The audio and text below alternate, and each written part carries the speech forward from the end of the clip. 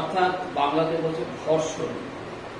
ব্যাপারটা কিরকম, যে আমরা যখন একটা সারফেসের উপর দিয়ে কোনো একটা বডিকে মুভ করানোর চেষ্টা করি, অর্থাৎ অ্যাপ্লাই ফোর্স, এই যে ফোর্সটা অ্যাপ্লাই করছি, এই ফোর্সটা অ্যাপ্লাই করছি, তখনও মুভ প্রথমে হয়নি, কিন্তু আবার আস্তে আস্তে বাড়ালাম, তাতেও কিন্তু মুভ হচ্ছে না।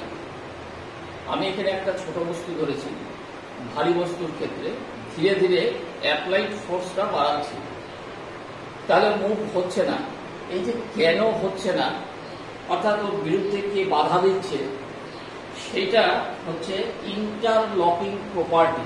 কিরকম, এটা একটা সারফেস, এই সারফেসের উপরে আমরা প্লেন বা স্মুথ দেখতে পাই ঠিকই, কিন্তু যদি এটাকে আনুবীক্ষণিকভাবে দেখা যায় তাহলে এই রকম উঁচু নিচু হয়ে আসে। রাফ সারফেস তো আছেই যেরকম, আবার যে বস্তুটা এর উপর দিয়ে মুভ করবে তারও কিন্তু এইরকম রাফ সারফেস হয়ে আছে সারফেস। তাহলে যখন আমি এখানে একটা ফোর্স অ্যাপ্লাই করছি, অ্যাপ্লাইড ফোর্স, তখন কিন্তু তার বিপরীত দিকে একটা ফোর্স ক্রিয়া করছে, বাধা দেওয়ার ফোর্স, যেটা আমার এই রিলেটিভ মোশনটাকে অপোজ করছে। তাহলে এই ফোর্সটাকেই আমি বলছি ফ্রিকশনাল ফোর্স। আমি যদি অ্যাপ্লাইড ফোর্সটাকে ক্যাপিটাল এফ দিয়ে ডিনোট করি, দিস ফোর্স ইজ, এটা বললাম আমি অ্যাপ্লাইড, আর এইটা হয়ে গেল ফ্রিকশনাল ফোর্স। তো এই ফ্রিকশনাল ফোর্সটাকে আমরা স্মল এফ দিয়ে ডিনোট করছি। তাহলে এই হচ্ছে ফ্রিকশন। ফ্রিকশনটা কেন হয়? এবার যত সারফেস স্মুথ হবে তত ফ্রিকশনাল ফোর্স কম হবে। যেমন ধর, তোরা যখন বাসে করে যাচ্ছিস, তখন বাসের টায়ার আর যে রাস্তা এরকম ইন্টারলকিং অনেক আছে, মানে অনেক উঁচু নিচু আছে, কিন্তু যখন ট্রেনে লোহার চাকা, লোহার রেলের উপর দিয়ে যাচ্ছে, তখন কিন্তু এই ইন্টারলকিংটা মিনিমাইজ হয়ে যাচ্ছে, কমছে। সেই জন্য সেখানে ফ্রিকশন কম, সেখানে স্মুথলি এর জন্য ট্রেনে আমরা ট্রাভেল করতে পারি। তো যাই হোক, এখন এই ফ্রিকশনটাকে তিন ভাগে ভাগ করা গেছে।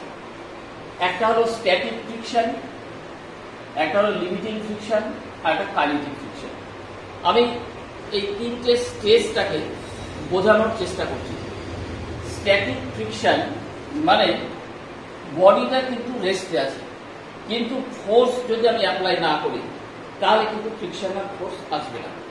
তাহলে আমি এবার আস্তে আস্তে কি করছি, আমি বডিটাকে ফোর্স দিচ্ছি। তাহলে বডি কি চাইবে, বডি কি চাইবে, তো বডি যেদিকে ফোর্স অ্যাপ্লাই হচ্ছে তার বিপরীত দিকে আরেকটা ফোর্স দিয়ে থাকতে চাইবে। এই বিপরীত দিকে ফোর্সটা কে দিচ্ছিল, ওই যে ফ্রিকশন, ইন্টারলকিং প্রপার্টি, সেটার জন্য বিপরীত দিকে ফোর্স দিচ্ছে। আমি মনে কর এখানে 2 নিউটন বল দিয়েছি, তাহলে ও কিন্তু বিপরীত দিকে কত দেবে, 2 নিউটন বল। আমি 3 নিউটন বল দিয়েছি, বিপরীত দিকে কত দেবে, 3 নিউটন। কেন? ইকুইলিব্রিয়াম কন্ডিশনে থাকতে চাই। অর্থাৎ আমার অ্যাপ্লাইড ফোর্স আর ফ্রিকশনাল ফোর্স সেম হচ্ছে এই স্ট্যাটিক ফ্রিকশনের ক্ষেত্রে। এটা বোঝা গেছে? যদি আমার applied force limiting frictional force থেকে বেশি না হয় তাহলে কিন্তু বডি মুভ করবে না। তাহলে এবার আসছি লিমিটিং ফ্রিকশন। তাহলে স্ট্যাটিক ফ্রিকশনটা কি বললাম? স্ট্যাটিক ফ্রিকশনটা একবার বলে দিচ্ছি ভালো করে, যে ইট is the friction when the body tends to move, move করার চেষ্টা করে, tends to move in resting condition, থেমে থেকে। তাহলে 2 নিউটন বল ও বিপরীত দিকে 2 নিউটন। তাহলে এরকম করে বডিটা আমি এখানে অ্যাপ্লাইড ফোর্স যা দেব এই দিকেও তাই হবে। অর্থাৎ এদিকে যদি অ্যাপ্লাইড ফোর্স, এইদিকেও কিন্তু ফ্রিকশন ফোর্স সেম হবে। তাহলে এই ক্ষেত্রে আমরা ক্যারেক্টারিস্টিকের মধ্যে আরেকটা পয়েন্ট ঢুকিয়ে দিচ্ছি যে অ্যাপ্লাইড ফোর্স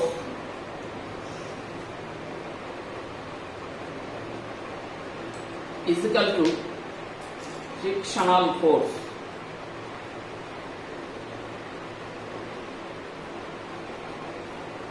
এদিকে 2 নিউটন, তাহলে এদিকে 2 নিউটন, এদিকে যদি 3 নিউটন, এদিকে 3 নিউটন, যতক্ষণ না পর্যন্ত ও মুভ করে। এটা কি ভ্যারিয়েবল? ভ্যারিয়েবল কেন?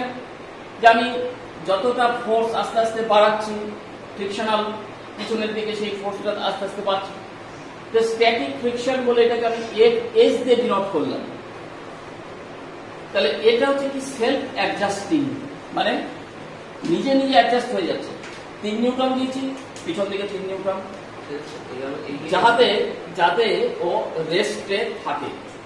এবার দেখ, তাহলে ফ্রিকশনাল ফোর্স এইটা কিন্তু জিরোর থেকে বড়। অর্থাৎ আমি কিছু একটা দিয়েছি, আর সমান হতে পারে, তাহলে ফ্রিকশনাল ফোর্স সমান হয়ে যাবে, শূন্য হয়ে যেতে পারে। শূন্যর সাথে যদি আমি কোনো ফোর্স না দিই তাহলে ফ্রিকশন শূন্য। তাহলে কি হবে এইখানে? এবার বলেছি এটা কিন্তু লিমিটিং যে ফ্রিকশন তার থেকে কিন্তু কম অথবা সমান। সেটা লিমিটিং ফ্রিকশনটা তাহলে কি জিনিস? লিমিটিং ফ্রিকশন হলো যে আমি এই যে ফোর্স আস্তে আস্তে বাড়াচ্ছিলাম, বাড়াতে বাড়াতে এমন একটা পজিশন এসছে যে পজিশনে এটা জাস্ট মুভ করতে শুরু করেছে, জাস্ট মুভ করবে তার ঠিক আগের মুহূর্ত। তার মানে কাকে বলছে? The maximum value of friction force when a body just begins to slide over surface, যে কেবল মুভ করতে শুরু করেছে তখন যে ফ্রিকশন পিছন দিকে ক্রিয়া করছে আর কি উল্টো দিকে, দ্যাট ইজ লিমিটিং ফ্রিকশন। বোঝা গেছে?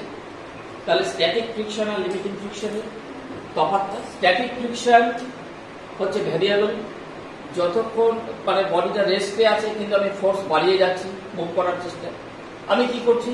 আমি একটা বড় একটা ধর এখানে একটা টেবিল আছে, এই টেবিলকে ধরে ধাক্কা দিচ্ছি, যাচ্ছে না, আরেকটু জোরে, আরেকটু জোরে। যত জোরে দিচ্ছি তত বিপরীত দিকে ফোর্স কিন্তু অ্যাপ্লাই হচ্ছে, আমি দেখতে পাচ্ছি না। কিন্তু তার মানে স্ট্যাটিক ফ্রিকশন ভ্যারিয়েবল, যত ফোর্স বাড়াচ্ছি তো নিজে নিজে অ্যাডজাস্ট করে সেলফ অ্যাডজাস্টিং হয়ে ও কিন্তু ইকুইলিব্রিয়াম কন্ডিশনে থাকতে চাইছে, রেস্টিং পজিশনে থাকতে চাইছে। কিন্তু লিমিটিং ফ্রিকশন হচ্ছে যে যখন বডিটা জাস্ট স্লাইড করে, টেবিলটা জাস্ট কি করছে? মুভ করছে, তার ঠিক সেই মুহূর্তে যে ফ্রিকশনটা ডেভেলপ করছে সেটাকে আমরা বলছি লিমিটিং ফ্রিকশন। এই লিমিটিং ফ্রিকশনের ক্ষেত্রে ফর্মুলা আসছে, এখানে কিন্তু ফর্মুলা আসেনি, যা ফোর্স দিচ্ছি তাই। এখানে ফর্মুলা আসছে কিরকম? ফর্মুলাটা হচ্ছে যে একটা বডি যদি একটা সারফেসের উপর থাকে তাহলে এর যে ওজন এমজি সেটা নিচের দিকে ক্রিয়া করছে, আর নর্মাল রিয়াকশন এর উপরের দিকে ক্রিয়া করছে। এইখানে যখন আমি একটা ফোর্স দিয়েছি, যে ফোর্সটা কিন্তু লিমিটিং ফ্রিকশনের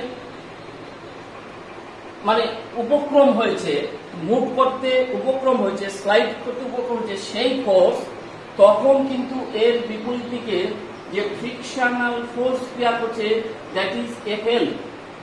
এই এফটা এই নর্মাল রিয়াকশনের সঙ্গে সমানুপাতিক।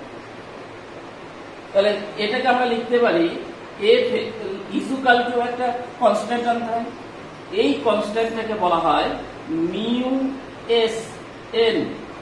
এস বললাম এই স্ট্যাটিক ফ্রিকশনাল ফোর্সের কারণে, কারণ তখনও আমি কিন্তু মুভ করা শুরু করিনি, চলতে শুরু করেনি, চলার ঠিক আগের মুহূর্তে উপক্রম হয়েছে। তাহলে এটা কিন্তু এই মানে এখানে ফর্মুলা অ্যাপ্লাই। তাহলে আমরা ফর্মুলা অ্যাপ্লাই করে দেখে নিতে পারি যে লিমিটিং ফ্রিকশন কত আর অ্যাপ্লাই ফোর্স কত। এই অ্যাপ্লাইড ফোর্স যদি দেখা যায় যে লিমিটিং ফ্রিকশনের থেকে কম, তাহলে কিন্তু applied force is equal to frictional force. বোঝা গেছে?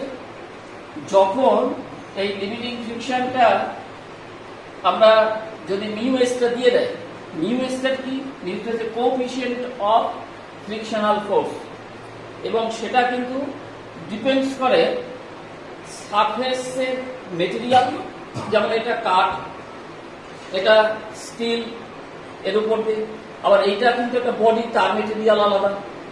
তাহলে এই নেচার অফ দ্য বডি এবং নেচার অফ দ্য সারফেস এর উপরে ডিপেন্ড করে, কিন্তু এর এরিয়ার উপর ডিপেন্ড করে না, যে কতটা এরিয়া জুড়ে আছে সেটার উপরে কিন্তু এটা ডিপেন্ড করে না। বোঝা গেছে এটা? এইবার আসছি আমরা কাইনেটিক ফ্রিকশন। এটা কি জিনিস? It is the friction by body when a body is in motion. অর্থাৎ এবার চলতে শুরু করেছে, এরকম ভাবে চলতে শুরু করেছে এরকম ভাবে, তাহলে তখন ওর বিপরীত দিকে যে ফ্রিকশনাল ফোর্স ক্রিয়া করবে সেটা হচ্ছে কাইনেটিক ফ্রিকশন।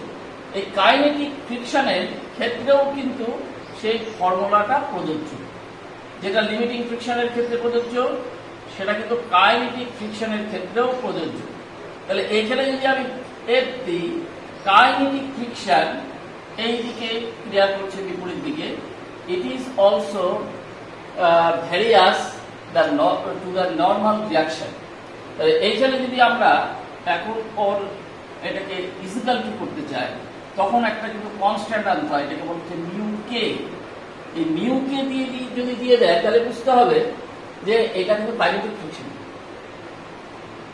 তাহলে কাইনেটিক ফ্রিকশন আর লিমিটিং ফ্রিকশন দুটো আলাদা জিনিস।